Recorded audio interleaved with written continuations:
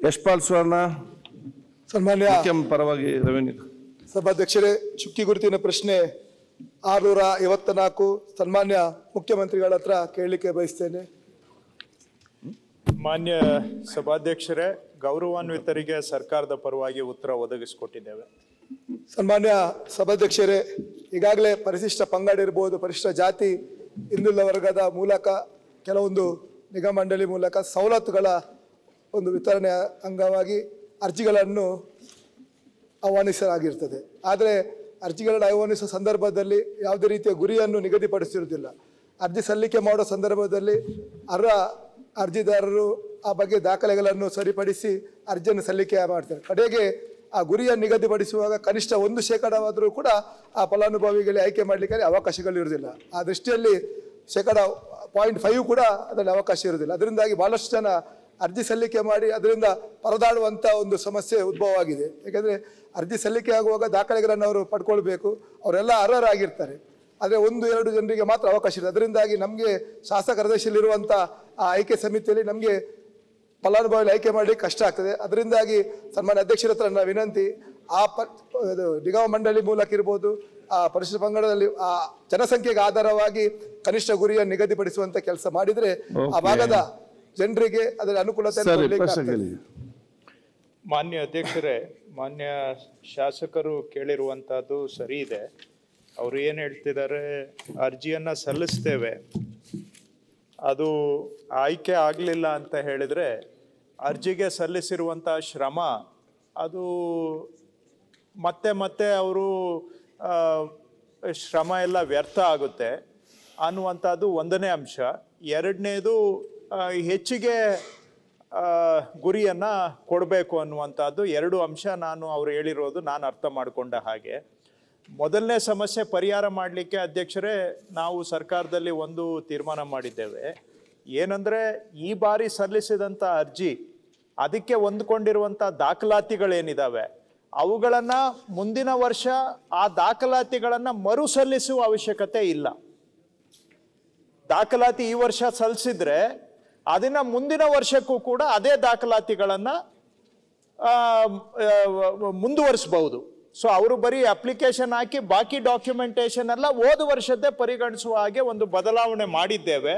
So ಇದರಿಂದ ವರ್ಷ ಅವರು ಅರ್ಜಿ ಸಲ್ಲಿಸಲಿಕ್ಕೆ ಅಲೆದಾಡುವಂಥ ಪರಿಸ್ಥಿತಿಗೆ ಒಂದು ಪರಿಹಾರವನ್ನು ಕೊಡೋ ಉದ್ದೇಶದಿಂದ ಡಾಕ್ಯುಮೆಂಟೇಶನ್ ಹಿಂದಿನ ವರ್ಷದ್ದೇ ಪರಿಗಣಿಸುವ ಒಂದು ಸೌಲಭ್ಯವನ್ನು ಅರ್ಜಿದಾರರಿಗೆ ಕೊಟ್ಟಿದ್ದೇವೆ. ಒಂದು ನಿಮಿಷ ಇಲ್ಲಿ ಸುವರ್ಣ ಅವರು ಸ್ವಲ್ಪ ತಾಳ್ಮೆ, ಇಷ್ಟು ಅವಸರ ಬೇಡ. ಎರಡನೇದು, ಗುರಿ ಹೆಚ್ಚು ಮಾಡಬೇಕು ಅಂತ ಮಾನ್ಯ ಶಾಸಕರು ಹೇಳುವಂತಹದ್ದು. ಅದರ ಹಿನ್ನೆಲೆಯಲ್ಲೂ ಕೂಡ ಮಾನ್ಯ ಸಭಾಧ್ಯಕ್ಷರೇ, ಎಲ್ಲ ಯೋಜನೆಗಳಲ್ಲೂ ಕೂಡ ನಾವು ಗುರಿಯನ್ನ ಹೆಚ್ಚಳನೂ ಕೂಡ ಮಾಡಿದ್ದೇವೆ. ಒಟ್ಟಾರೆ ನೋಡಿದ್ರೆ ಹೋದ ವರ್ಷ ಸುಮಾರು 149 ಕೋಟಿ ಈ ವಾಲ್ಮೀಕಿ ನಿಗಮಕ್ಕೆ ಅನುದಾನ ಕೊಟ್ಟಿದ್ವಿ.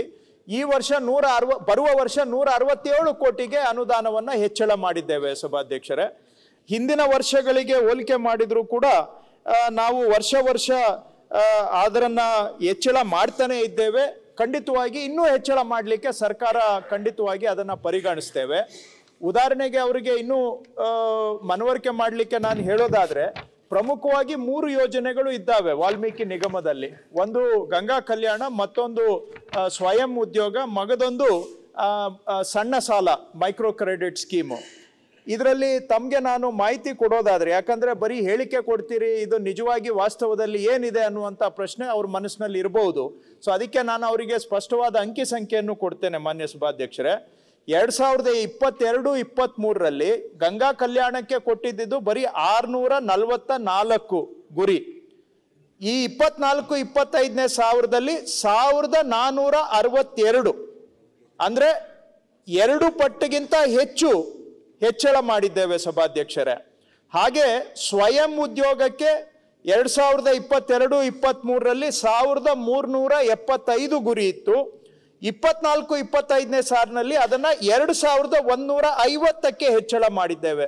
ಅದರಲ್ಲೂ ಕೂಡ ಸುಮಾರು 50% ಹೆಚ್ಚಳ ಮಾಡಿದ್ದೇವೆ ಗುರಿಯನ್ನ. ಸ್ವಯಂ ಉದ್ಯೋಗ ಗುರಿ ಯಾವಾಗ್ಲೂ ನಾವು ಹೆಚ್ಚಿಗೆ ಕೊಡ್ತೇವೆ, ಆದ್ರೆ ಗುರಿಗೆ ತಕ್ಕಾಗಿ ಅರ್ಜಿಗಳೇ ಬರ್ತಾ ಇಲ್ಲ ಅದರಲ್ಲಿ. ಸೊ ಹಾಗಾಗಿ ಸ್ವಯಂ ಉದ್ಯೋಗದಲ್ಲಿ ಕೂಡ ಇಂದಿನ ವರ್ಷ 22-23ರಲ್ಲಿ 12,000 ಗುರಿ ಇತ್ತು. ಈ ವರ್ಷ ಅದನ್ನ 13,320ಕ್ಕೆ ಗುರಿಯನ್ನ ಮಾಡಿದ್ದೇವೆ, ಆದ್ರೆ ಅಲ್ಲಿ ಅರ್ಜಿ ಬರ್ತಾ ಇಲ್ಲ. ಹಾಗಾಗಿ ಮಾನ್ಯ ಮುಖ್ಯಮಂತ್ರಿಗಳ ಒಂದು ಸಲಹೆಯನ್ನ ಕೊಟ್ಟಿದ್ದಾರೆ. ಈ ಸ್ವಯಂ ಉದ್ಯೋಗದಲ್ಲಿ ಉಳಿತಾಯ ಆಗುವಂತ ಹಣವನ್ನ ಬಹುಶಃ ಎಲ್ಲಿ ಹೆಚ್ಚಿಗೆ ಬೇಡಿಕೆ ಇದೆ ಆ ಯೋಜನೆಗೆ ಮರು ವಿನಿಯೋಗ ಮಾಡಿ ಅಲ್ಲಿ ಶಾಸಕರು ಹೇಳಿದಾಗೆ ಹೆಚ್ಚಿನ ಗುರಿಯನ್ನ ಕೊಡುವಂತ ಒಂದು ಅವರ ಸಲಹೆ ಉತ್ತರವಾಗಿ ನಾವು ಇರುವ ಅಲೋಕೇಶನ್ ನಲ್ಲೇ ಯಾವ್ದ್ರಲ್ಲಿ ಯೂಸ್ ಆಗ್ತಾ ಇಲ್ಲ ಅದನ್ನ ತೆಗೆದು ಬೇರೆ ಸ್ಕೀಮಿಗೆ ಹಾಕಿ ಅಲ್ಲಿ ಸ್ವಲ್ಪ ಗುರಿ ಹೆಚ್ಚಳ ಮಾಡುವಂತಹದ್ದನ್ನು ಮಾಡ್ತೇವೆ ಸಭಾಧ್ಯಕ್ಷರೇ. ಸೊ ಒಂದು ಓವರ್ ಆಲ್ ಅಲೋಕೇಶನ್ ಹೋದ ವರ್ಷ 149 ಇದ್ದಿದ್ದು ಈ ವರ್ಷ 167ಕ್ಕೆ ಹೆಚ್ಚಳ ಮಾಡಿದ್ದೇವೆ. ಅದರೊಳಗಡೆ ಕೂಡ ಯಾವ ಕಾಂಪೊನೆಂಟ್ ಅಲ್ಲಿ ಸೇವಿಂಗ್ ಆಗ್ತಾ ಇದೆ ಅದನ್ನ ಡಿಮ್ಯಾಂಡ್ ಇರುವಂತ ಕಾಂಪೊನೆಂಟ್ಗೆ ಶಿಫ್ಟ್ ಮಾಡಿ ಹೆಚ್ಚಿನ ಗುರಿಯನ್ನ ಕೊಡುವಂತ ಕೆಲಸ ಮಾಡ್ತೇವೆ. ಮತ್ತು ಅರ್ಜಿಗಳು ಪದೇ ಪದೇ ಹಾಕಬೇಕು, ಎಲ್ಲ ವ್ಯರ್ಥ ಆಗ್ತಾ ಇದೆ ಅನ್ನೋದನ್ನ ಅರ್ಜಿಯನ್ನ ಕ್ಯಾರಿ ಓವರ್ ಮಾಡುವಂತ ಒಂದು ಸೌಲಭ್ಯವನ್ನು ನಾವು ಅರ್ಜಿದಾರರಿಗೆ ಕೊಡ್ತೇವೆ. ಮಾನ್ಯ ಅಧ್ಯಕ್ಷರೇ, ದಯವಿಟ್ಟು ಮಾನ್ಯ ಸಚಿವರು ವರ್ಷ ಗುರಿ ಎಷ್ಟು ಜಾಸ್ತಿ ಆಗಿದೆ ಅಂತ ಹೇಳಿದ್ರು, ಅನುಷ್ಠಾನ ಎಷ್ಟು ಜಾಸ್ತಿ ಆಗಿದೆ ಅಂತ ಹೇಳಿ ತಾವೊಂದು ಫಿಗರ್ ಕೊಟ್ರೆ ಬಹುಶಃ ಇಡೀ ಸದನಕ್ಕೆ ಗೊತ್ತಾಗುತ್ತೆ. ಅನುಷ್ಠಾನ ಆಗೋದಿಲ್ಲ ಇದು. ಅವರಿಗೆ ಗಂಗಾ ಕಲ್ಯಾಣ ಯೋಜನೆಯಲ್ಲಿ ಕೊಡ್ತಾ ಇಲ್ಲ, ಅನುಷ್ಠಾನನೂ ಆಗ್ತಾ ಇಲ್ಲ. ಅದು ಗುರಿಗಳನ್ನ ನಾವು ಹೇಳ್ತಾ ಹೋಗ್ಬೋದು, ಅವ್ರು ಹೇಳಿದ್ ಸರಿ ಇದೆ. ಮಾನ್ಯ ಸಭಾಧ್ಯಕ್ಷರೇ, ಸನ್ಮಾನ್ಯ ಸಚಿವರು ಅದಕ್ಕೆ ಉತ್ತರ ಕೊಟ್ಟಿದ್ದಾರೆ. ಆದರೆ ಸ್ವಾವಲಂಬಿ ಸಾರಥಿ ಯೋಜನೆಯಲ್ಲಿ ಒಂದು ಗುರಿ ನಿಗದಿ ಮಾಡಿದ್ದಾರೆ. ಇವನ್ ಕ್ಯಾರಿ ಫಾರ್ವರ್ಡ್ ಆದರೂ ಕೂಡ 5 ವರ್ಷಕ್ಕೆ 5 ಜನರಿಗೆ ಮಾತ್ರ ಅವಕಾಶ ಇದೆ. ಅದರಿಂದಾಗಿ ನನ್ನ ವಿನಂತಿ, ಯಾವ ಭಾಗದಲ್ಲಿ ಆ ಸಮುದಾಯಕ್ಕೆ ಸೇರಿದವರ ಜನಸಂಖ್ಯೆ ಹೆಚ್ಚುಂಟು ಅದರ ಆಧಾರದಲ್ಲಿ ಗುರಿಯನ್ನು ನಿಗದಿಪಡಿಸಿದರೆ ಅತಿ ಹೆಚ್ಚು ಫಲಾನುಭವಿಗಳಿಂದ ಅವಕಾಶ ಕಲ್ಪಿಸಿದಂತಾಗ್ತದೆ. ಇಲ್ಲದಿದ್ದರೆ ನೇರವಾಗಿ ಅದರಿಂದ ಬಹಳಷ್ಟು ಸಲ್ಲಿಕೆ ಮಾಡಿ ಅದನ್ನು ಕೈ ಬಿಡುವಂತ ಒಂದು ಪರಿಸ್ಥಿತಿ ಇವತ್ತು ನಿರ್ಮಾಣ ಆಗಿದೆ. ಸರಿ, ಅವರು ಹೇಳುವಂತಹದ್ದು ವೈಜ್ಞಾನಿಕವಾಗಿ ಇದೆ ಸಭಾಧ್ಯಕ್ಷರೇ, ವಿಚಾರ ಮಾಡ್ತೇವೆ sir. Okay, Manappa Vithal Dondya. News first, ನಿರ್ಭೀತಿಯಿಂದ ನಿಮ್ಮ ಪರವಾಗಿ.